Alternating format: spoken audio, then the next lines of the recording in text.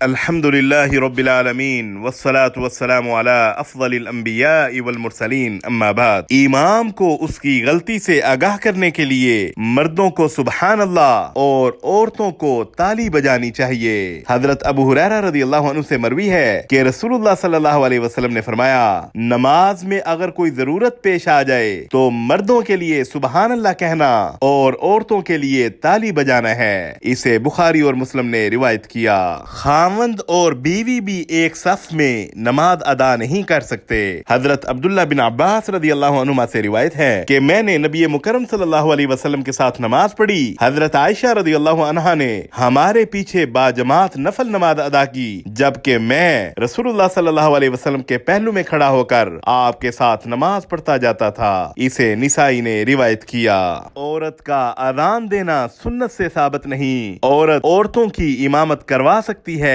عورت کو امامت کراتے وقت پہلی صف کے اندر وسط میں کھڑا ہونا چاہیے۔ حضرت عائشہ رضی اللہ عنہا بیان فرماتی ہیں کہ وہ فرض نماز میں عورتوں کو امامت کراتی تھیں اور صف کے درمیان ہی کھڑی ہوتی تھیں۔ اسے دار قطنی نے روایت کیا۔